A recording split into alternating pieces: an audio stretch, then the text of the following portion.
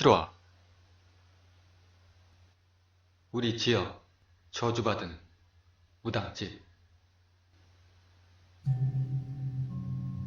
제가 사는 군에는 정말 유명한 흉가가 있습니다. 산 중턱에 위치해 있는데 그 옆에는 우리 군에서 제일 처음 지어진 35년이나 된 아파트가 있고요. 그 오른쪽에는 도로 옆으로 교회가 있습니다.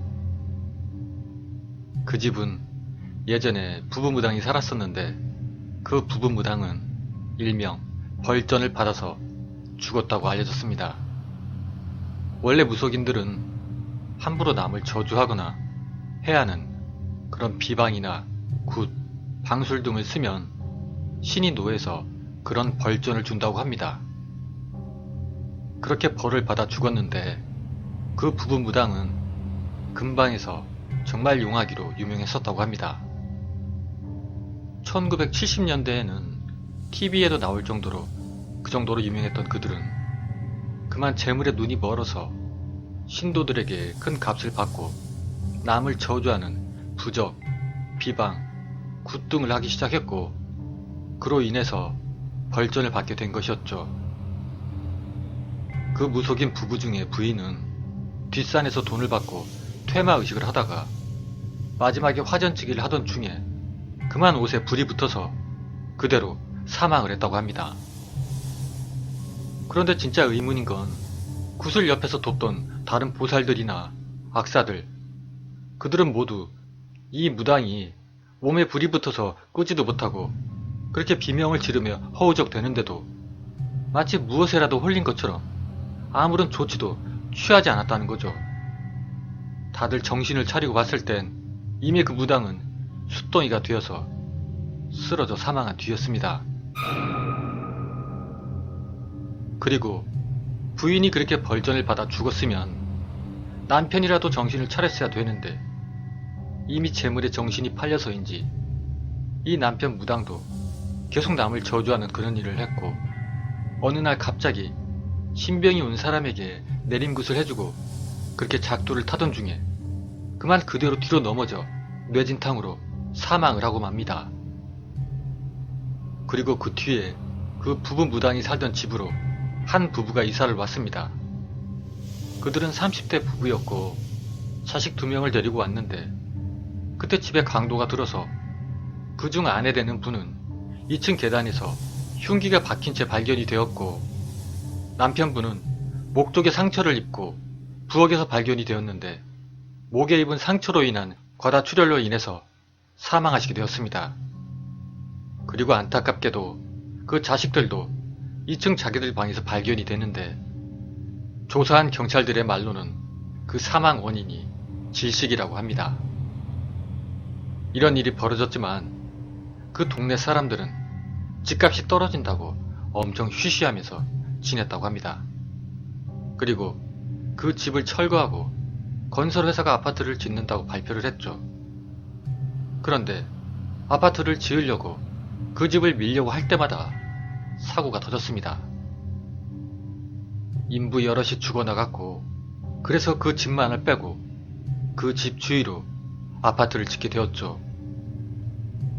그 뒤로 한 2년간은 사람이 살지 않는 텅 빈 집으로 있다가 그때 또 한 부부가 이사를 오게 됩니다.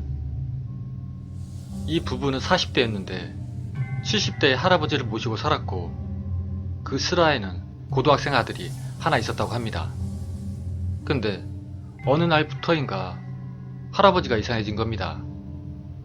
갑자기 며느리의 블라우스를 입고 동네를 돌아다니시거나 또 손주의 교복을 입고 동네를 돌아다녀서 사람들은 할아버지가 노망이 났다고 그렇게 수근수근 되었죠.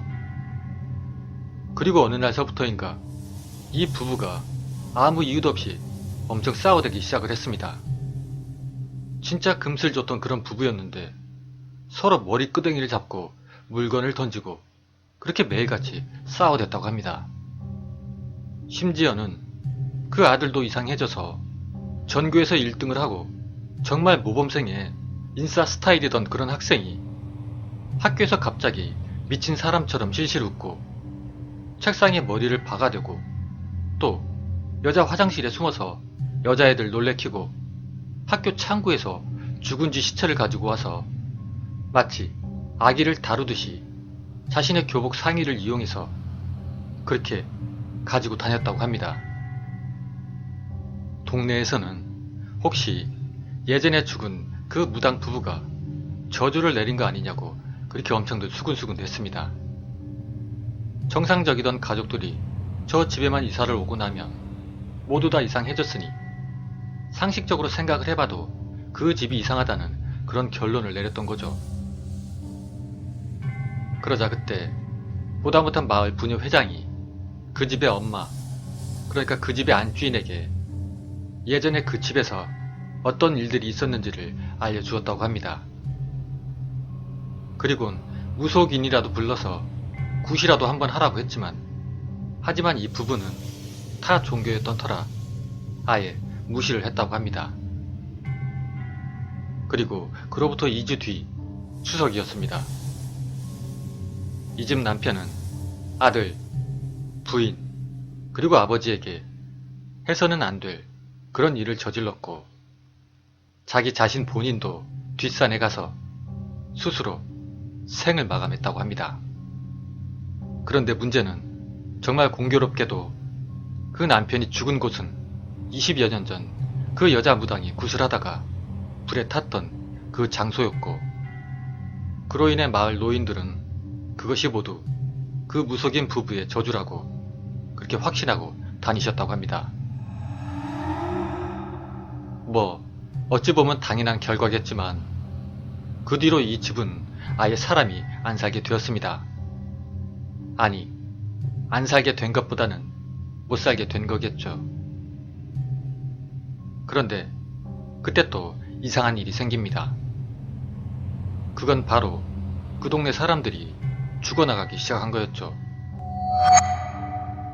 처음에는 연세 드신 어르신들이 가셨는데 그때 사람들은 노인분들은 나이로 인해서 오늘 내일 하시니까 하고는 처음엔 그냥 넘어갔다고 합니다.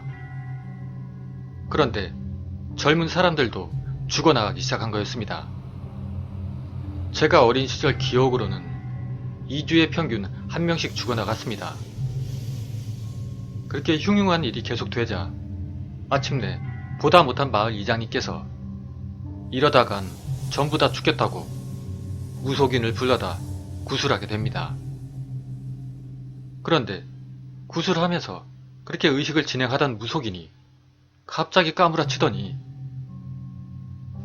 이 집은 우리 집이야. 절대 아무도 못 들어와.